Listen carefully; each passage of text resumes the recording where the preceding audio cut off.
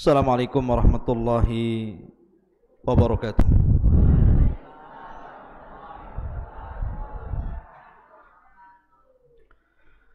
Bihamdillah wassalatu wassalamu ala rasulillah wa ala alihi wa sahbihi wa mawalah wa la hawla wa la quwata illa billahi wa ba'du. Hadirin dan hadirat, santri, ikhwan dan akhwat yang dimuliakan Allah Subhanahu wa taala. Alhamdulillah di malam hari ini kembali kita bisa duduk untuk berthalabul ilmi di Masjid Jabal Uhud. Salawat dan salam kita hadiahkan kepada Rasul kita, Nabi kita Muhammad sallallahu alaihi wa ala alihi wasallam.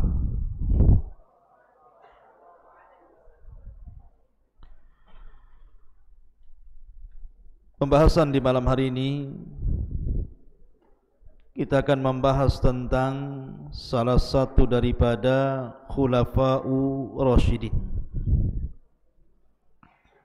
manusia terbaik setelah Nabi sallallahu alaihi wasallam. Siapa? Abu Bakar As-Siddiq radhiyallahu anhu. Pembahasan di malam hari ini kita akan membahas siapa Abu Bakar As-Siddiq radhiyallahu anhu. Bagaimana dia bisa masuk Islam? Bagaimana dia bisa mengajak teman-temannya untuk masuk ke dalam Islam? Bagaimana dia bisa hijrah bersama Nabi sallallahu alaihi wasallam, dan apa sepak terjang Abu Bakar dalam Islam, baik di Mekah atau setelah hijrah Nabi sallallahu alaihi wasallam sampai menjadi khalifah dan memerangi orang-orang murtad dan sampai wafatnya beliau. Bagaimana kisahnya? Ini yang kita akan kisahkan di malam hari ini. Abu Bakar Siddiq radhiyallahu an, namanya bukan Abu Bakar, tapi namanya Abdullah ibnu Uthman ibn Amir al-Kuhafa. Abdullah ibn Uthman ibn Amir al-Kuhafa at-Taimi, dari Bani Taim. Karena khulafa'ur rasyidin ini berbeda-beda kabilah. Abu Bakar dari Bani Taim, Umar dari Bani Adi, kemudian Uthman dari Bani Umayyah, kemudian Ali dari Bani Hashim, walaupun semuanya di bawah naungan kabilah Quraisy. Bagaimana masa kecil Abu Bakar Siddiq radhiyallahu an? Ma'asyiral muslimin wal muslimat rahimani wa rahimakumullah. Abu Bakar itu tidak pernah mengenal menyembah berhala. Walaupun di zaman itu agama orang-orang musyrik Arab Quraisy itu mereka penyembah berhala. Padahal dulunya Arab itu agama tauhid di atas agama Ibrahim. Tapi setelah datang seorang laki-laki namanya Amr bin Luhai Al-Khuzai, Amr ibn Luhai, dialah yang merubah agama tauhid menjadi agama kesyirikan. Amr ibn Luhai inilah yang membawa patung dari Syam, dan patung yang dibawanya pertama kali namanya Hubal, yang kemudian diletakkan di Ka'bah.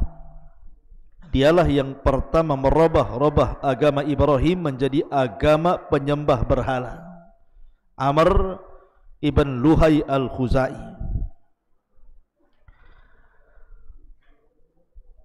Sehingga ketika kesyirikan menyebar dan agama Ibrahim, agama tauhid sudah mulai surut, walaupun ada beberapa orang yang bisa dihitung dengan jari yang masih berpegang kepada agama Hanafiyah, sam'ah agama Ibrahim, tapi tidak banyak.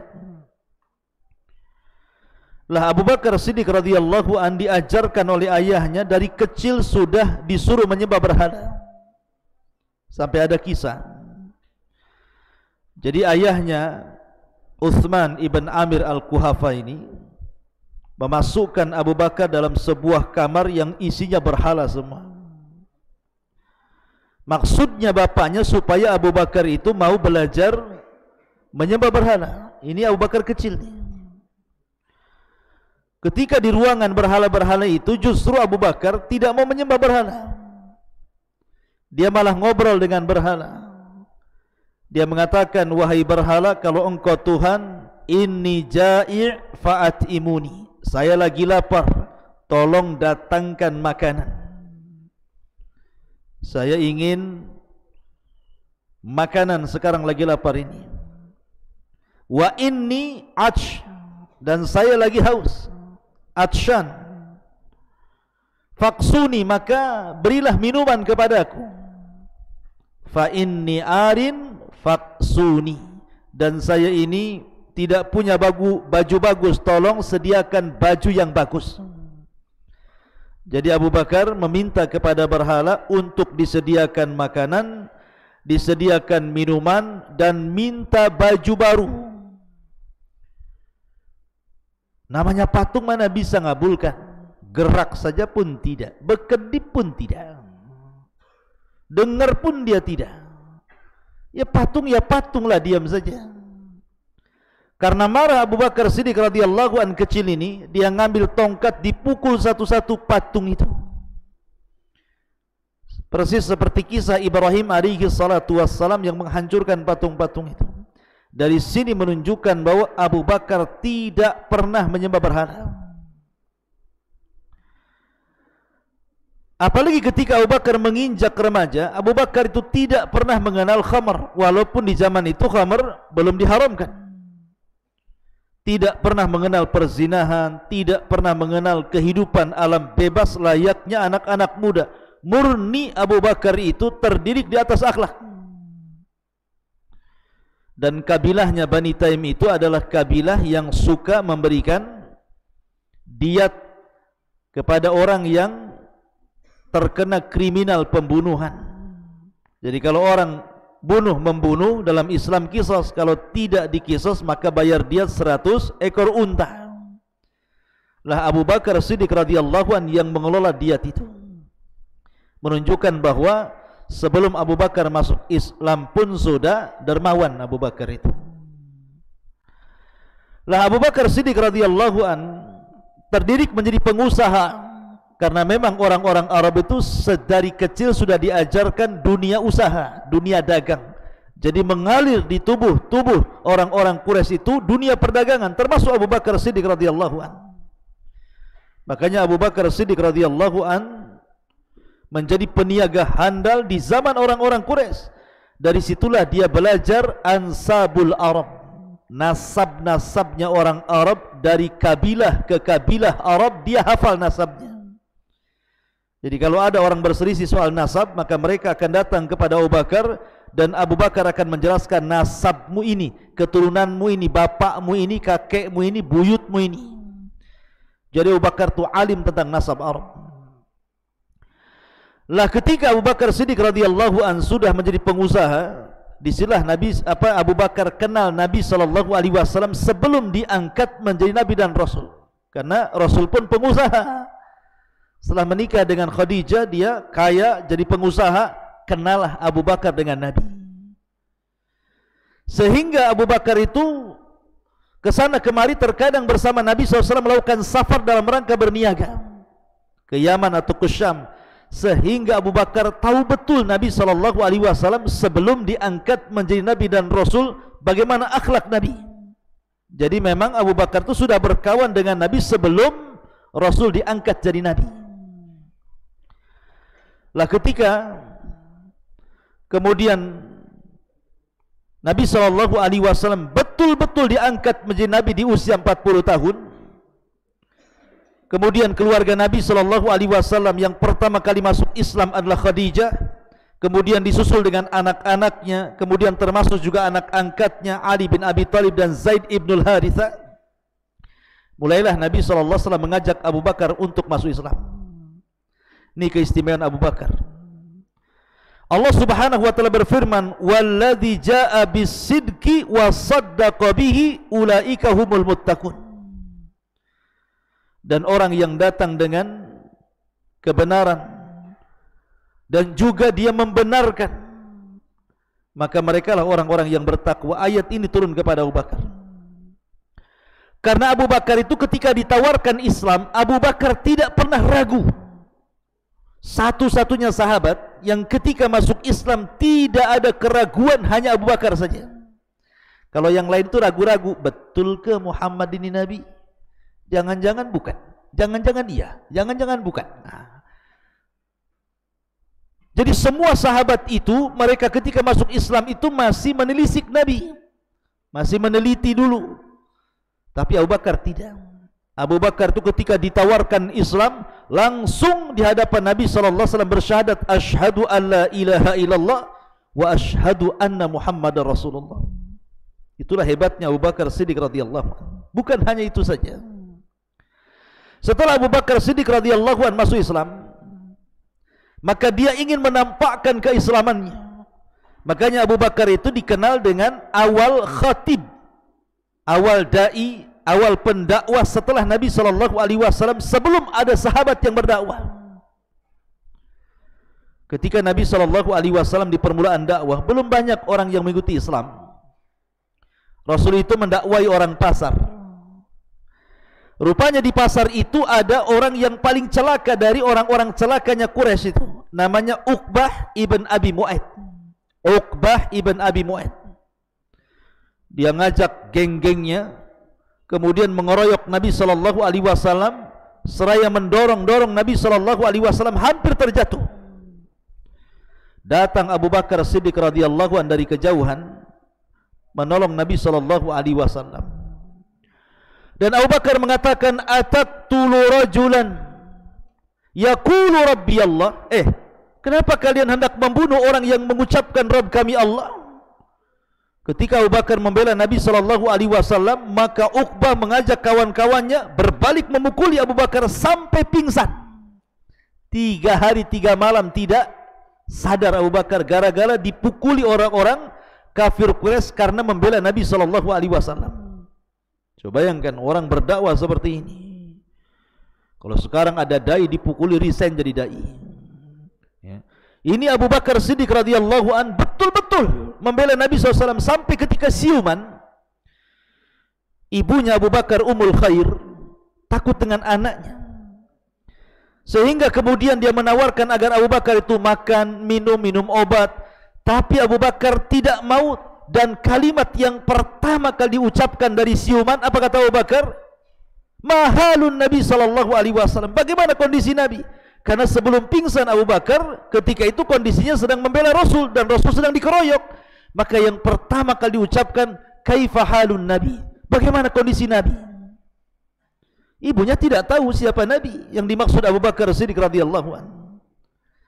Akhirnya kemudian Abu Bakar minta kepada Ummul Khair ibuna dan juga budaknya Ummu Jamil supaya dipapahnya Abu Bakar ke rumah Nabi SAW. Setelah berjumpa dengan Rasul, maka Abu Bakar senang karena Rasul tidak ada apa-apa, maksudnya sehat-sehat saja. Maka Abu Bakar pun senang sekali melihat kondisi Rasul. Kata Abu Bakar kepada ibunya, wahai ibunda, ini Rasulullah, masuklah kau ke dalam Islam.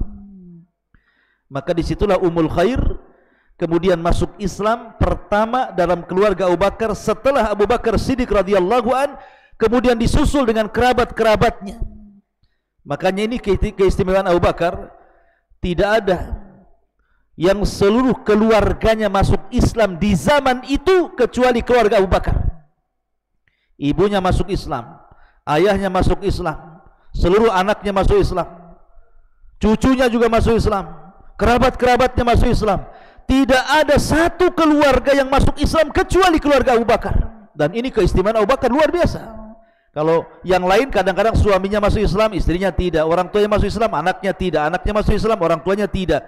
Tapi Abu Bakar mengajak semua keluarganya dan ini misdak firman Allah Azza wa Jalla, ku anfusakum wa ahlikum nar, jaga diri kalian dan keluarga kalian dari api neraka, seperti Abu Bakar Siddiq radhiyallahu an. Lah ketika Abu Bakar Siddiq radhiyallahu an sudah mulai berdakwah kembali, maka Abu Bakar melihat banyak budak-budak yang lemah itu disiksa. Dia melihat Abdullah ibn Fuhairah budak disiksa, dia melihat Zunairah disiksa, dia melihat Bilal disiksa, dia melihat Khabbab disiksa. Maka Abu Bakar Siddiq radhiyallahu anhu perhatikan kenapa mereka disiksa.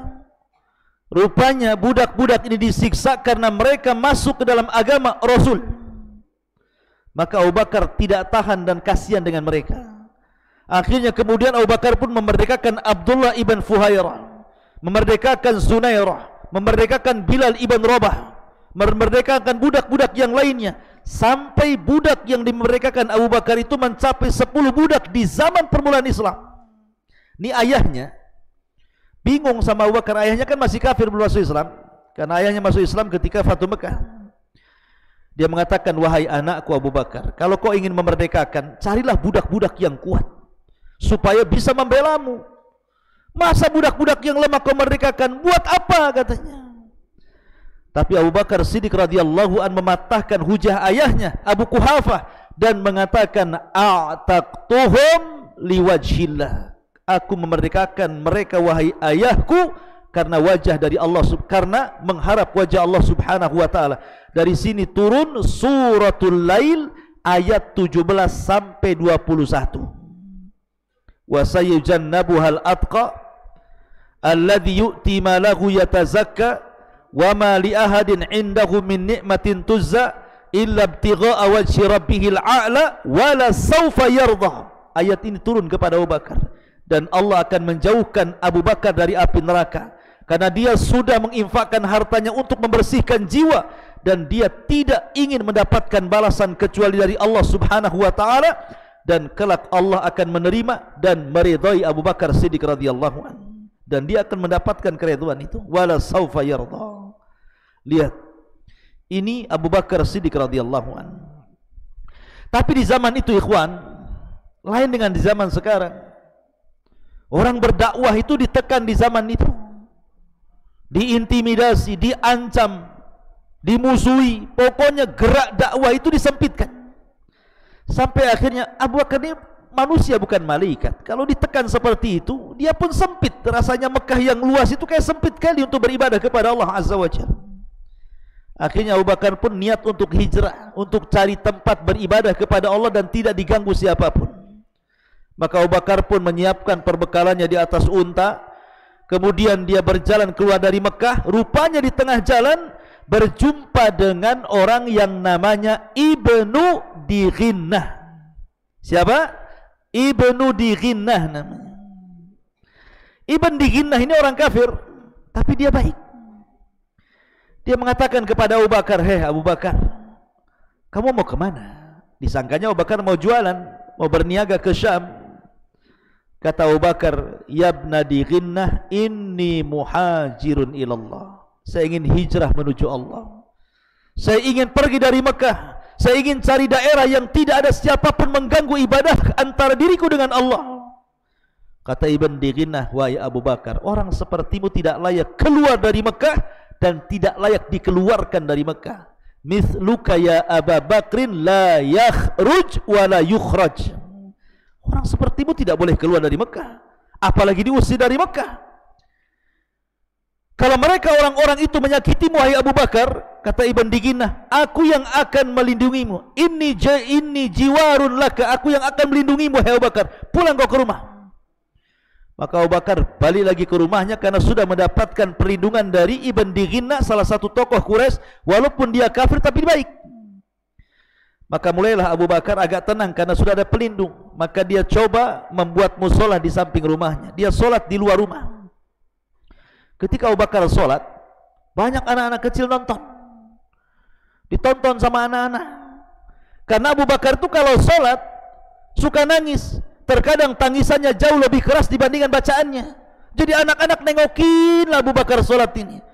Habis anak-anak keluar pula emak-emaknya itu nengokin juga gitu kan, Abu Bakar Siddiq sedang solat itu. Jadi para suami-suami orang-orang Quraisy ini, tokoh-tokoh ini takut kalau seandainya anak-anak mereka dan istri-istri mereka terpengaruh dengan Abu Bakar. Datanglah mereka kepada Ibn Diginna yang melindungi Abu Bakar dan mengatakan, ya Ibn Diginna, bilanglah sama Abu Bakar itu jangan sholat di luar rumah. Nanti anak-anak kami terpengaruh, istri-istri kami terpengaruh. Maka kemudian Ibn Diginna coba ngomong baik-baik sama Abu Bakar, wahai Abu Bakar, tolonglah, orang-orang Quraisy menekan saya, sholatlah dalam rumah, jangan sholat di luar rumah. Kata Abu Bakar, baik, kalau begitu saya akan sholat di dalam rumah. Maka Abu Bakar pun sholat dalam rumah. Hanya selang 10 hari Abu Bakar keluar lagi, sholat di luar lagi, banyak lagi anak-anak mak-mak nengok tuh. Ya. Akhirnya orang-orang musyrik geram lah kan gitu. Datang lagi kepada Ibn Diginna, ya Ibn Diginna, sudahkah kami kasih tahu, suruh Abu Bakar sholat dalam rumah, ngapain dia sholat di luar rumah? Akhirnya kuna Ibn Diginna datang lagi kepada Abu Bakar, merengek-rengek agar Abu Bakar jangan sholat di luar rumah. Tetapi Abu Bakar mengatakan, tidak, saya tetap akan sholat di sini. Maka kata Abu Bakar Siddiq radhiyallahu an, kalau lantaran ini kau berat denganku karena kau sudah memberikan perlindungan kepadaku, aku lepaskan perlindunganmu kepadaku. Kata Ibn Diginna, kalau aku tidak melindungimu, orang-orang itu menyakitimu, lalu siapa yang akan melindungimu? Maka Abu Bakar mengatakan, inni jiwarun ilallah, aku punya pelindung Allah subhanahu wa ta'ala. Idza pergi kau ya Ibn Diginna. Lihat bagaimana Abu Bakar Siddiq radhiyallahu anhu ketangguhannya. Makanya ketika Ali radhiyallahu an menjadi khalifah di Kufah, Ali ditanya, ya khalifatal Islam, wahai Ali, siapa asyja'un nas, orang yang paling berani di zaman Nabi SAW itu? Karena Ali itu kan pemberani orangnya, disangkanya Ali akan mengatakan saya. Rupanya Ali mengatakan Abu Bakar orang yang paling berani katanya. Kemudian Ali menceritakan bagaimana Abu Bakar keberaniannya ketika membela Rasul sampai dipukuli sampai pingsan. Kata Ali radhiyallahu an, aku tidak pernah melihat orang seberani Abu Bakar Siddiq radhiyallahu an. Memang orangnya berani Abu Bakar. Padahal Abu Bakar itu kurus. Kalau pakai celana itu melorot terus. Karena kurus. Ya, makanya kadang-kadang dia isbal, ditarik lagi isbal, ditarik lagi gitu ya. Maka Abu Bakar takut kalau dia termasuk orang sombong. Rasul, apakah saya termasuk orang sombong karena saya ini kurus gitu. Kadang-kadang kalau lupa dia mengangkat sirwalnya, kemudian melorot, tertutupilah mata kakinya sehingga jadi isbal. Tapi berusaha diangkat lagi. Apakah saya termasuk orang sombong wahai Rasul? Kata Nabi, bukan. Lasta minal khuyala, kau tidak termasuk orang sombong. Baik, ma'asyiral muslimin wal muslimat, santri ikhwan dan akhwat yang dimuliakan Allah Azza wa Jalla. Lah Abu Bakar Siddiq radhiyallahu an ketika dia sudah tidak tahan di Mekah, dia izin kepada Rasul, Rasul, kayaknya saya harus hijrah. Kata Rasul, tunggu dulu. Datang lagi Rasul, saya kayaknya harus hijrah. Kata Rasul, tunggu dulu. Karena ketika itu banyak para sahabat yang hijrah. Hijrah ke mana? Pertama hijrah ke Ethiopia, ke Habasyah. Dan para sahabat hijrah ke Ethiopia 2 kali. Baru terakhir ke Madinah 3 kali. Jadi hijrahnya para sahabat 3 kali. Ke Habasyah 2 kali, yang terakhir ke kota Madinah dan tidak pernah keluar dari Madinah. Jadi melihat kawan-kawannya hijrah, Abu Bakar pengen juga lah hijrah. Karena ingin tenang beribadah kepada Allah Azza wa Jalla, tapi ditahan-tahan sama Nabi. Rupanya ada maksud. Ketika betul-betul Allah Subhanahu wa ta'ala izinkan Nabi SAW untuk hijrah dari Mekah ke Madinah, dan sudah Allah pilihkan kota Madinah tempat hijrah Nabi, tiba-tiba Rasul keluar di siang hari bolong ketika matahari terik panas kering kelontang. Dia datang menemui Abu Bakar Siddiq radhiyallahu anhu, dan orang Arab jarang keluar di waktu itu karena panas. Di rumah Abu Bakar itu ada anaknya Abu Bakar, ada Aisyah, ada Asma, masih kecil-kecil. Kata Nabi SAW, sebaiknya anak-anakmu suruh keluar dulu lah. Kata Abu Bakar, enggak apa-apa, mereka anak-anakku, mereka sudah masuk Islam, ngomong saja wahai Rasul. Kata Nabi SAW, ya Abu Bakrin, innallaha qad adina li bil hijrah. Wahai Abu Bakar, Allah sudah izinkan aku hijrah. Kata Abu Bakar, as-suhbatu suhbatu ya Rasulullah. Rasul, apakah saya akan menemani hijrahmu? Apakah saya akan menemani hijrahmu? Maka kata Nabi SAW, as-suhbatu suhbatu ya Abu Bakrin. Ya, kau akan menemani hijrahku, kau akan menemani hijrahku. Tiba-tiba Abu Bakar saking bahagianya menangis.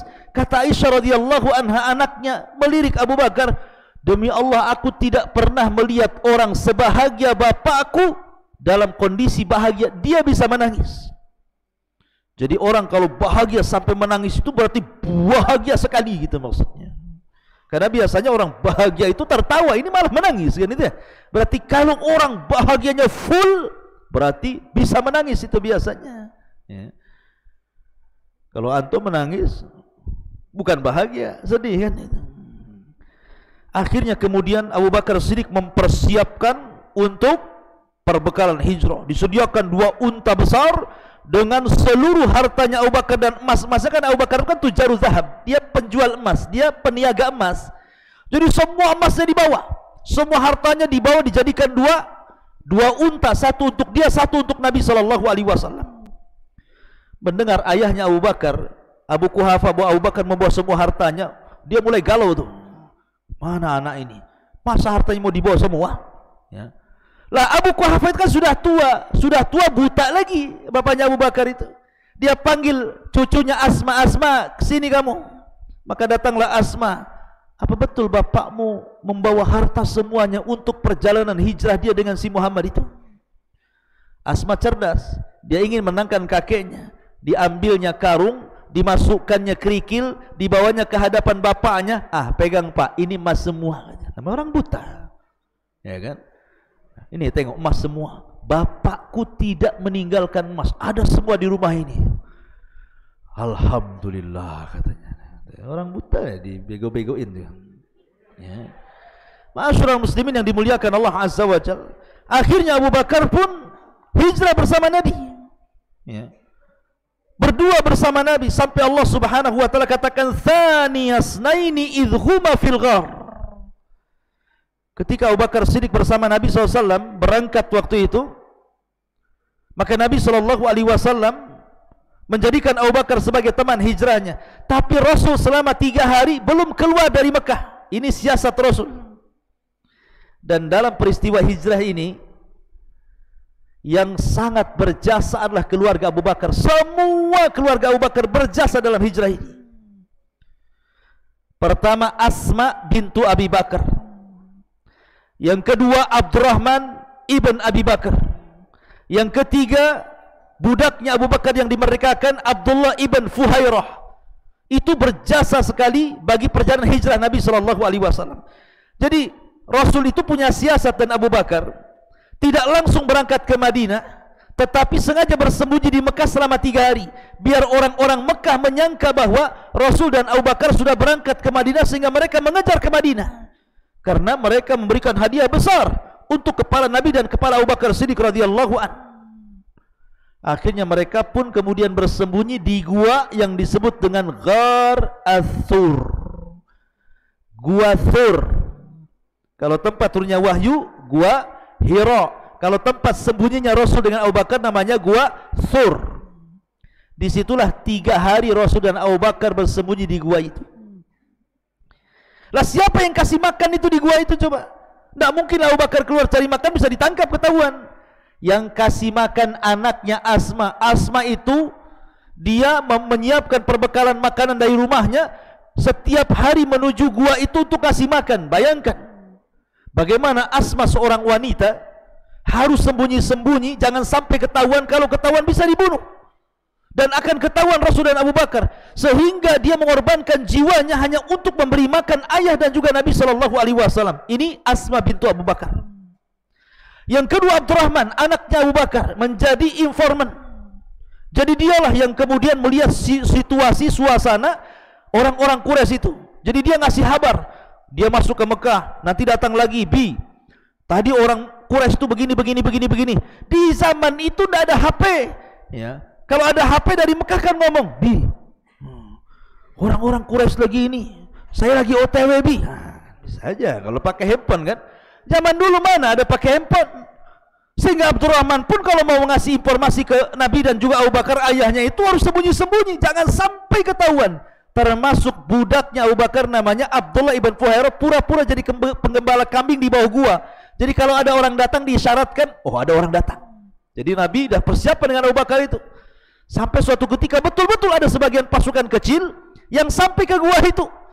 Maka Abdullah ibn Fuhairah mengisyaratkan bahwa di atas gua itu ada pasukan Abu Jahal. Abu Bakar sudah duk gitu. Kalau seandainya dia selonjorkan kakinya nampak dari atas, sehingga Abu Bakar gemetar ketakutan, bukan ketakutan kepada dirinya, bagaimana keselamatan Rasul. Tapi Rasul tenang, justru menenangkan Abu Bakar Siddiq dan mengatakan, ya Abu Bakrin la tahzan, innallaha ma'ana. Abu Bakar, jangan sedih, jangan takut, Allah sama kita. Kalau Allah sama kita, apa yang harus takut lagi? Tidak perlu takut kecuali kepada Allah subhanahu wa ta'ala. Baru setelah 3 hari, maka Nabi SAW dan Abu Bakar menggunakan khirrit. Khirrit itu artinya penunjuk jalan. Namanya Abdullah ibn Uraikid. Catat, Abdullah ibn Uraikid. Dia orang kafir, tapi orang yang amanah. Dialah yang menunjuki jalan Nabi dan Abu Bakar menuju kota Madinah dengan berbeda jalur dari jalur yang biasa ditempuh orang-orang dari Mekah ke Madinah.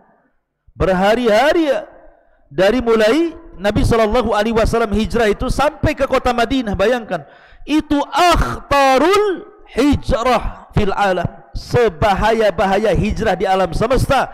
Jauh lebih bahaya dibandingkan hijrahnya Ibrahim dari Irak ke Syam.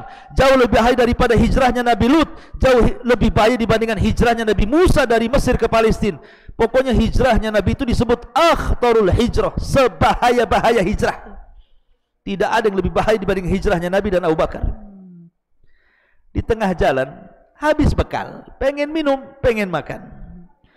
Berjumpalah sebuah tenda di tengah padang pasir. Rupanya pemilik tenda itu namanya Ummu Ma'bad. Suaminya lagi nggak ada, lagi pergi. Maka Abu Bakar dan juga Rasul singgah di kemahnya Ummu Ma'bad itu. Karena tengok kambingnya kurus-kurus, nggak ada yang bisa diperah gitu ya. Maka di sini tampak mujizat Nabi. Diambilnya kambing yang kurus, telah diizinkan oleh Ummu Ma'bad, diusap susunya oleh Rasul, tiba-tiba penuh air susu sehingga ketika diperah banyak air susunya. Ini mujizat Rasul. Ya. Antum jangan coba-coba diusap-usap susu kambing, nggak akan ada susunya itu. Karena tidak punya mukjizat. Rasul punya mukjizat. Akhirnya setelah penuh, Rasul menawarkan Abu Bakar, "Ishrab ya Abu Bakrin." Minum wahai Abu Bakar. Kata Abu Bakar, "Bal ishrab anta ya Rasulullah." Bahkan engkau yang minum wahai Rasul. Maka Rasul minum. Kata Abu Bakar, "Minum lagi wahai Rasul." Minum lagi Rasul. Minum lagi sampai 3 kali. Apa kata Abu Bakar? "Wallahi inni ra'aitun nabiyya sallallahu alaihi wasallam yashrab, thumma yashrab hatta rawaituhu." Kata Abu Bakar, demi Allah aku melihat Rasul minum, kemudian minum, kemudian minum, hilang pula dahaga saya. Siapa yang minum, siapa yang hilang dahaganya? Bayangkan, Nabi yang minum, dia yang hilang dahaganya. Karena cintanya kepada Nabi SAW. Kalau kita nengok orang minum kan, klek, klek, klek, klek, kapan bagian saya, kapan bagian saya, kan itu ya. Ini Abu Bakar, aku melihat Rasul minum, minum, minum, sampai aku hilang hausnya katanya. Luar biasa Abu Bakar Siddiq radhiyallahu anhu. Sampai akhirnya Abu Bakar pun sampai di kota Madinah. Ma'asyiral muslimin wal muslimat, santri ikhwan dan akhwat yang dimuliakan Allah Azza wa Jalla. Sesampainya di kota Madinah, maka Abu Bakar Siddiq radhiyallahu anhu memainkan peran dakwahnya. Memainkan peran dakwahnya di kota Madinah. Maka Abu Bakar menampakkan akhlak setelah akhlak Nabi SAW, sehingga banyak orang tertarik masuk Islam karena melihat akhlak Abu Bakar Siddiq radhiyallahu anhu. Luar biasa akhlaknya Abu Bakar itu. Dia tunjukkan bagaimana ibadahnya di hadapan para sahabat sebagai percontohan bagaimana manusia terbaik setelah Nabi SAW. Sampai suatu ketika Rasul itu sedang berceramah seperti ini. Kata Rasul, "Siapa yang hari ini puasa?" Tidak ada yang berdiri kecuali Abu Bakar. "Ana ya Rasulullah." "Siapa yang hari ini mengunjungi orang sakit?" Tidak ada yang berdiri kecuali Abu Bakar. "Saya ya Rasulullah." "Siapa yang hari ini memberi makan fakir dan miskin?" Tidak ada yang berdiri kecuali Abu Bakar. "Saya ya Rasulullah." Kata Rasul, "Siapa yang hari ini mengikuti jenazah?" Tidak ada yang berdiri kecuali Abu Bakar. Subhanallah, dalam satu hari Abu Bakar berpuasa, memberi makan fakir miskin, mengunjungi orang sakit, mengantarkan jenazah ke kuburan. Kata Rasul, tidaklah dalam satu hari terkumpul 4 perkara ini illa dakhalal jannah, kecuali dia masuk surga. Itu Abu Bakar. Abu Bakar luar biasa. Fa idza faraghta fansab.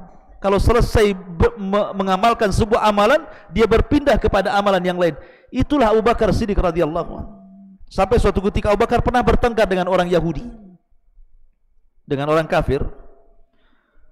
Ketika orang kafir ini mengatakan innallaha tsalitsu salasah, katanya Allah itu satu di antara tiga, sama orang Nasrani. Ditempelenglah orang ini. Kemudian akhirnya orang ini datang kepada Nabi mengadu, Rasul, ini Abu Bakar nempeleng saya. Ya. Kata Abu Bakar, ya saya tempeleng karena dia mengatakan innallaha tsalitsu salasah, katanya. Kemudian kata Abu Bakar, ya memang saya betul, jujur Abu Bakar. Tapi ketika kemudian kata Rasul, betul kau mengatakan seperti itu kepada orang kafir? Enggak, saya enggak mengatakannya, bohong dia karena tidak ada saksi masalahnya. Dari situ Abu Bakar merasa dizalimi. Tetapi Allah Subhanahu wa taala mendengar kasus ini sehingga Allah turunkan ayat qad sami Allahu qaulal ladzina qalu innallaha tsalitsu tsalatsa. Sungguh Allah telah mendengar orang yang mengucapkan kalimat sesungguhnya Allah satu di antara tiga Tuhan. Ma'asyiral muslimat, ma'asyiral muslimin ya wal muslimat rahimani wa rahimakumullah. Baik, kemudian kisah Abu Bakar juga. Abu Bakar itu, ikhwan, kebiasaan dia adalah suka bersedekah. Sampai suatu ketika Umar itu cemburu dengan Abu Bakar. Gimana caranya supaya amalan saya bisa mengejar amalan Abu Bakar? Jadi ketika ada perang Tabuk nih, perang Tabuk itu kan tidak bisa ditempuh jalan kaki, apalagi lawannya Romawi, masalahnya harus pakai kuda pacu. Sementara pasukan miskin tidak punya kuda. Maka Nabi SAW berceramah tentang pentingnya infak. Kata Umar, ini kesempatan saya menandingi Abu Bakar. Datang dia kepada Rasul. Rasul, aku punya separuh harta, ku infakkan hartaku di jalan Allah, ambil. Kata Nabi SAW, ya Umar, wa ma abqaita li ahlik, lalu apa yang kau sisakan kepada keluargamu? Kata Umar, tenang Rasul, masih separuhnya lagi ada. Disangkanya Umar itu sudah menang, dia sudah menafkahkan separuh hartanya. Saya hari ini bisa mengejar kebaikan Abu Bakar. Rupanya esok hari Abu Bakar datang kepada Rasul dan mengatakan, ya Rasulullah, semua hartaku ambil. Kata Rasul, ya Abu Bakrin, ma abqaita li ahlik. Abu Bakar, kalau kau infakkan semua hartamu, nanti apa nasib keluargamu? Kata Abu Bakar, mungkin kalimat ini biasa bagi dia, tapi luar biasa bagi kita. Abqaituhum lillahi walir rasul, aku sisakan mereka kepada Allah dan Rasulnya. Kata Umar, aduh kalah lagi aku, katanya. Disangkanya Umar menang untuk menandingi Abu Bakar. Sampai suatu ketika Nabi SAW berjalan nih, Rasul, Abu Bakar, Umar pulang dari safar. Tiba-tiba kemudian lewat di Masjid Nabawi. Kemudian di balik tembok itu, di balik dinding itu ada orang yang ngaji. Rupanya yang ngaji itu Abdullah bin Mas'ud radhiyallahu anhu yang kunyahnya Ibnu Ummi Abdin. Suara Abdullah bin Mas'ud sangat indah sekali. Tiba-tiba kata Abu Bakar, kata Rasul, tunggu dulu Abu Bakar, Umar, kita dengarkan dulu, ini suara siapa yang ngaji ini? Indah sekali suaranya Abdullah bin Mas'ud itu. Selesai dia membaca Quran, maka Nabi SAW mengatakan kepada Abu Bakar dan Umar, wahai Abu Bakar, wahai Umar, man arada an yasma'al Qur'ana ghaddan tariyan falyasma' ala ibni ummi abdin.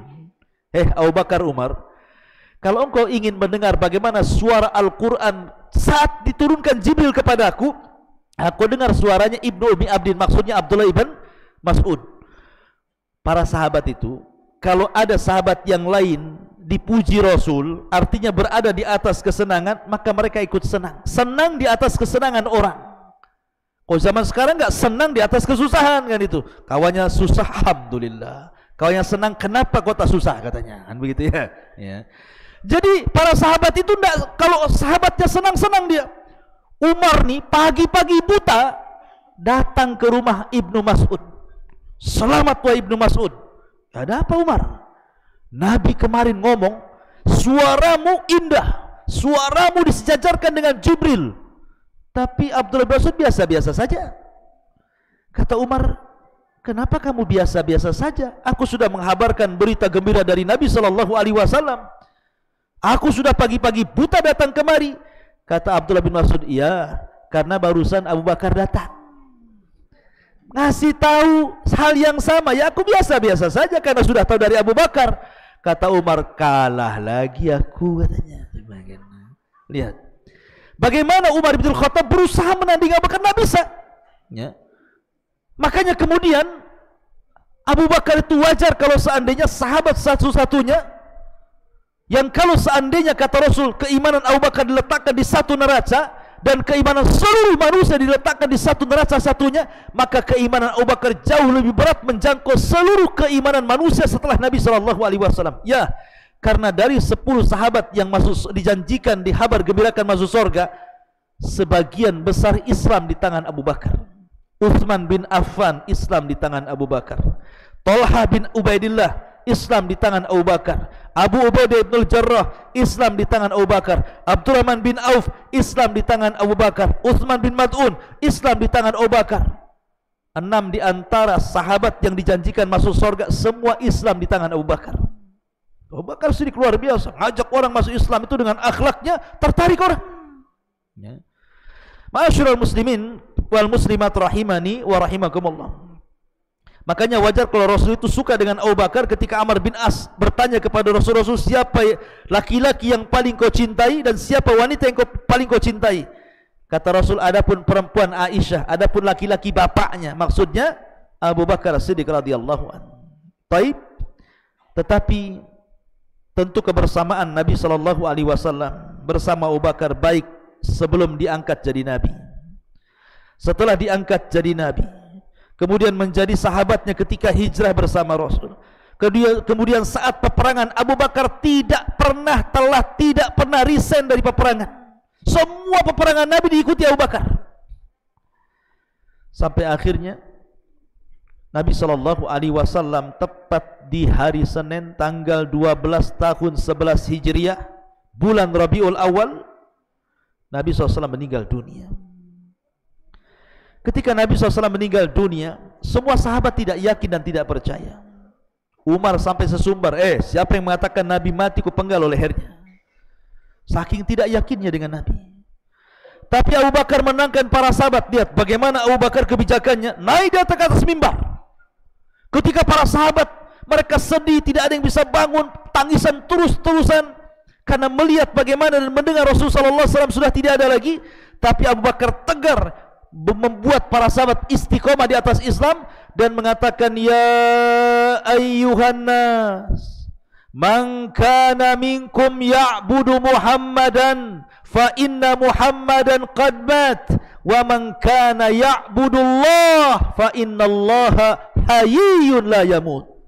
Manusia, kata Abu Bakar, kalau kalian menyembah Muhammad, Muhammad sudah mati. Tapi kalau kalian masih menyembah Allah, Allah tetap zat yang tidak pernah mati dan akan tetap hidup. Sudah. Ini sudah takdir Allah. Nabi SAW meninggal dunia. Maka sejak itulah akhirnya Nabi SAW ketika meninggal di hari Senin dan dikebumikan di hari Rabu, disitulah terjadi cekcok antara para sahabat karena orang-orang Ansar sudah mulai mengangkat Sa'd bin Ubadah untuk menjadi khalifah pengganti Rasul.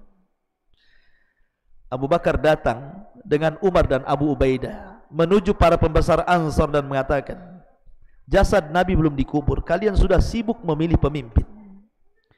Kemudian Abu Bakar Siddiq radhiyallahu menjelaskan bahwa kepemimpinan itu ada di tangan orang-orang Quraisy, bukan di tangan kalian. Nahnu ulat wa antum wuzara, kamilah pemimpin, kalian menteri-menterinya. Itu Nabi yang mengatakan seperti itu. Maka orang-orang Ansar sadar. Akhirnya Abu Bakar memegang tangan Umar dan tangan Abu Ubaidah, kemudian diangkat, pilih dua orang ini siapa yang layak menjadi pemimpin, baiat dua-duanya. Umar bingung, dia tiba-tiba diangkat tangannya. Sementara selama masa hidup Rasul, Umar tidak pernah mampu menjangkau kebaikan Abu Bakar. Langsung dia tarik tangannya dan mengatakan, aku tidak akan menjadi khalifah kalau ada rakyatku namanya Abu Bakar. Gak mau saya. Gak mau dia. Lihat, orang dulu kalau disuruh jadi presiden tak mau. Orang sekarang, saya saja yang jadi presiden, kau jangan, katanya. Coblos saya, yang itu jatuhkan saja balehonya. Orang sekarang, orang dulu tidak. pada narik nggak mau, kalau dijadikan pemimpin pada nggak mau. Umar nggak mau saya jadi pemimpin. Kalau ada rakyat namanya Abu Bakar, Abu Ubaidah nggak mau. Akhirnya Umar bin Khattab langsung mengambil tangan Abu Bakar, ubayyuka ya Abu Bakrin, kamu yang jadi khalifah, aku berbaiat kepadamu. Ketika Umar pegang tangannya Abu Bakar berbaiat, disusul Abu Ubaidah, disusul orang-orang Ansar baiat khusus. Akhirnya manusia sepakat baiat umum menjadikan Abu Bakar menjadi khalifatul Islam yang pertama kali setelah Nabi SAW. Wajar. Kenapa? Karena isyarat kekhalifahan Abu Bakar sudah ada sejak Rasul SAW hidup. Apa isyaratnya? Ketika Rasul sakit. Ketika Rasul SAW sakit, Nabi meminta kepada Aisyah agar Abu Bakar menggantikan imamnya. Ya Aisyah, muru abaka bi an yusalliya bin nas. Hei Aisyah, kasih tahu tuh bapakmu Abu Bakar, aku lagi sakit, tidak bisa jadi imam, biar dia jadi pengganti imam dalam solat. Kata Aisyah, jangan wahai, bapakku itu baka, orangnya suka nangis. Nanti kalau solat dia tangisannya lebih kencang dibandingkan bacaannya. Umar saja wahai Rasul. Kata Rasul, tidak mau. Muru Abu Bakrin bi an yusalliya binas. Saya maunya Abu Bakar, perintahkan dia imami manusia solat, gantikan aku, kata Rasul. Akhirnya Abu Bakar pun terpaksa karena permintaan Rasul. Rupanya Rasul sudah mengisyaratkan bahwa Abu Bakar akan menjadi khalifah sepeninggalnya, karena sudah menjadi imam bagi seluruh para sahabat dalam solat, maka dia layak menjadi imam bagi negaranya. Jadi isyaratnya sudah ada. Suksesi kepemimpinan Abu Bakar itu ketika menjadi imam solat sesakitnya Nabi SAW. Akhirnya jadi khalifah. Masalahnya ikhwan, di akhir-akhir wafatnya Rasul, 2-3 tahun sebelum wafatnya Rasul, terjadi kegoncangan. Banyak orang-orang yang ngaku nabi palsu. Di situ muncul Al-Aswad Al-Ansi dari Yaman, ngaku nabi palsu. Kemudian muncul Musailamah Al-Kadzab dari Bani Hanifah Yamamah. Kemudian muncul Tulaihah Ibn Khuwailid Al-Asadi. Kemudian muncul nabi perempuan lagi, ngaku-ngaku nabi perempuan, namanya Sajah bintul Harith. Jadi di akhir-akhir hayat Rasul bermunculan tuh nabi-nabi palsu. Kenapa muncul di akhir-akhir sebelum wafatnya Nabi? Coba. Karena di zaman periode Mekah sebelum hijrahnya Rasul, tidak ada orang berani ngaku nabi. Rasul itu selama di Mekah dan berdakwah mengajak manusia ke dalam tauhid, tidak ada satupun orang yang ngaku nabi. Kenapa? Risikonya berat kalau ngaku nabi. Karena nabi saja bagaimana coba? Difitnah, dicaci, dimaki, diintimidasi, bahkan diancam akan dibunuh, macam-macam. Jadi orang takutlah ngaku nabi. Ya.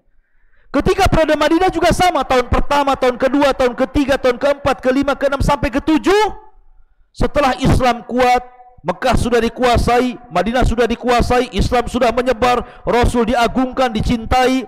Oh, enak juga jadi nabi. Disitulah banyak orang ngaku nabi.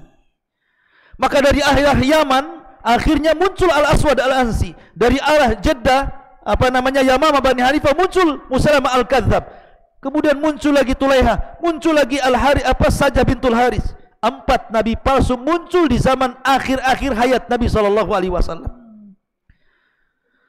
Ketika kekhilafan Abu Bakar, inilah PR-nya Abu Bakar. Abu Bakar itu berkuasa tidak lama, 2 tahun. Tapi tugasnya berat karena harus memerangi orang-orang murtad, karena banyak orang-orang yang ngaku nabi palsu.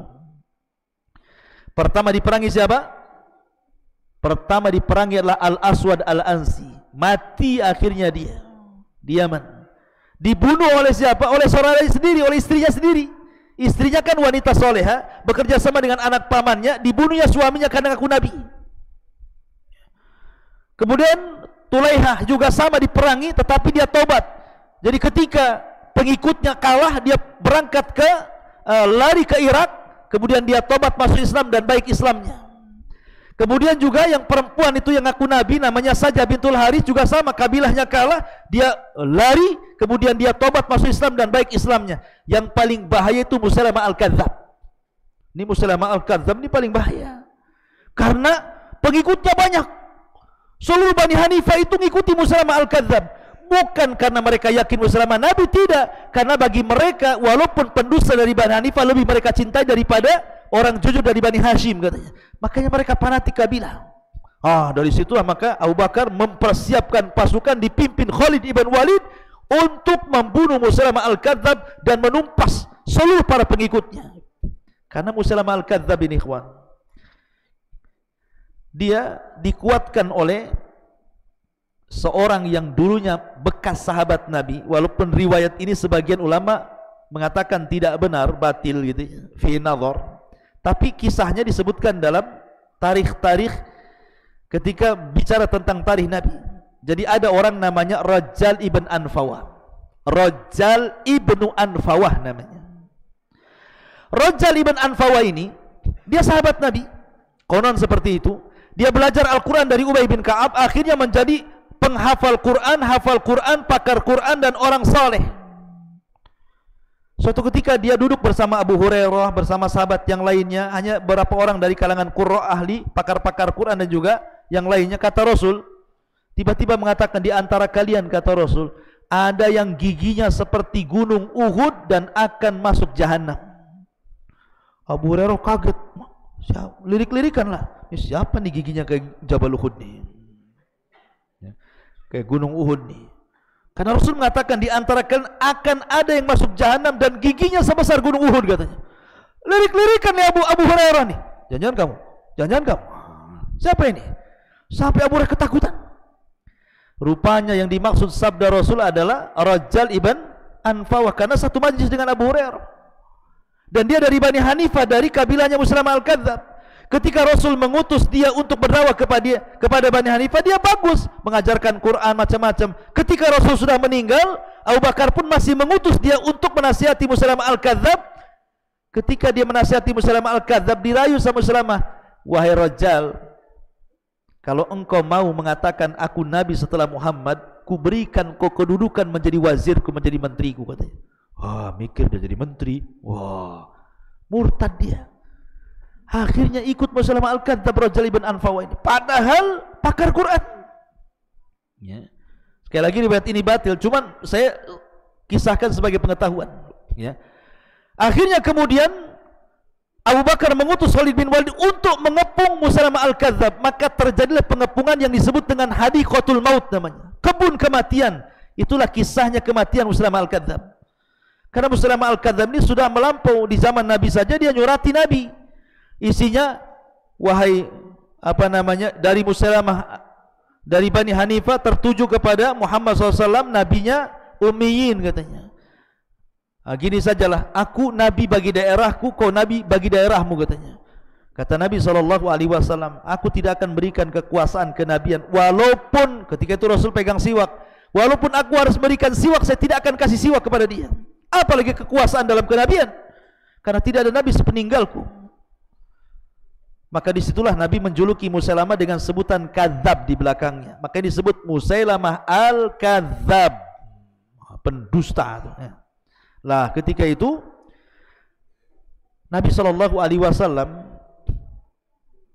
walaupun demikian ikhwan, Rasul tidak langsung memerangi Musailamah Al-Kadzab. Masalahnya ada kisah. Amr bin As ini belum masuk Islam, karena dia masuk Islam bersama Khalid belakangan, dan dia kawannya Musailamah Al-Kadzab. Jadi Amr bin As ini kan bertandang tuh ke rumah Bani Hanifah Musailamah Al-Kadzab, karena namanya kawan. Kata Musailamah, Amr, kau kan dekat tuh rumahnya dengan Nabi, kira-kira yang terakhir yang diwahyukan Jibril kepada si Muhammad itu apa? Katanya. Kata Amr bin As, aku pernah mendengar, karena orang Arab kan jago menghafal syair, disangkanya Quran syair. Yang pernah aku dengar yang terakhir kali adalah alam tara kaifa fa'ala rabbuka bi ashabil fil alam yaj'al qaidahum fi tadlil wa arsala alaihim taran ababil tarmihim bi hijaratin min sijil fajalam kasbi maqul, katanya. Ini yang terakhir saya dengar, katanya. Kata Musailamah, iya, semalam Jibril datang juga kepadaku, katanya. Dia mewahyukan dengan wahyu yang sama. Kalau itu suratul fil, maka saya suratul difdah, surat kodok, katanya. Itu surat gajah. Ini surat kodok pula dia sampai kepadaku, katanya. Kata Amr bin As, gimana tuh surat kodok tuh, katanya. Kata Musailamah Al-Kadzab, Jibril telah mewahyukan kepadaku, Allah berfirman, ya Difda binta Difda'aini niki mata niki fa inna a'laki fittini wa asfaluki filma hei kodok anak putra dari ibu dan bapak kodok, silahkan mengodok katanya. Karena paling tinggi hidupmu di atas tanah, paling rendah hidupmu di air. Silahkan mengodok katanya. Ini surat kodok pula. Satu surat fil, satu surat kodok. Ya. Kata Amr bin As, ini Amr bin As ini belum masuk Islam, masih musyrik. Tetapi dusta itu aib bagi bangsa Arab. Makanya dia mengatakan, wallahi ya Musailamah, inni ra'aituka lakadzib. Demi Allah, wahai Musailamah, aku lihat kau ini pendusta, kau bukan nabi lah kayaknya. Ini sama-sama kawan, dibilang pendusta. Ya, karena nabi itu bukan pengakuan. Nabi itu bukan pemilihan presiden, dipilih oleh rakyat, si anu jadi nabi. Tidak. Ya. Pemimpin itu ada dua, ada yang dipilih Allah, tidak dipilih rakyat. Nabi, itu tidak dipilih rakyat, Allah yang milih. Kalau presiden, dia dipilih rakyat. Ya. Tapi Nabi itu Allah yang pilih, tidak bisa mulai sama mengaku-ngaku Nabi, Allah tidak memilih dia. Ya. Jadi akhirnya Muslim merangkai-rangkai wahyu macam-macam rangkaian. Ya namanya orang merangkai ya. Dan kalau saya ceritakan bagaimana wahyu Muslim itu semua berkaitan dengan makanan. Suka kuliner mungkin Muslim Al-Kadzab tuh. Masyaallah muslimin wal muslimat yang dimuliakan Allah. Akhirnya Abu Bakar mengutus pasukan mengepung Hadiqatul Maut itu, kebun kematian. Maka Musailamah pun meninggal di tangan siapa? Wahsy, budaknya Hindun yang pernah membunuh Hamzah. Karena dia pernah bersumpah, dulu aku pernah membunuh orang yang paling dicintai Nabi Hamzah, dan sekarang aku harus membunuh orang yang paling dibenci Nabi Musailamah Al-Kadzab. Ma'asyiral muslimin wal muslimat rahimani wa rahmatullah. Maka setelah Abu Bakar berhasil memerangi orang yang murtad, para penahan zakat, macam-macam, dan akhirnya mulai melebarkan kekuasaan ke arah Romawi. Maka di malam hari, tepatnya hari Senin, Abu Bakar mandi kemudian sakit di tengah malam. Dia bertanya kepada Aisyah, dulu Nabi itu meninggal hari apa? Hari Senin. Maka Abu Bakar, saya pun ingin juga meninggal di hari Senin. Dulu Nabi dikafani dengan berapa helai kapan wahai Aisyah? Kata Aisyah, 3 helai kapan. Aku pun tolong nanti kalau sudah mati kasih 3 helai kapan. Dulu Nabi begini. Pokoknya dia ingin meniru Nabi saat kematiannya. Dan Allah kabulkan Abu Bakar meninggal di usia yang sama dengan Nabi, 63 tahun di hari Senin. Dan dia meninggal karena mandi di malam hari untuk tahajud. Dan Abu Bakar pun akhirnya dikubur di samping Nabi SAW. Maka dia kawan Rasul sebelum hijrah, kawan Rasul sebelum Islam, kawan Rasul setelah Islam, kawan Rasul setelah hijrah, kawan Rasul dalam jihad, kawan Rasul di kota Madinah. Maka dia akan menjadi kawan Rasul sampai kuburannya berdekatan, dan tentunya dia pun akan menjadi kawan Rasul fil jannah. Ma'asyiral muslimin wal muslimat rahimani wa rahimakumullah. Inilah sejarah singkat Abu Bakar As-Siddiq radhiyallahu anhu.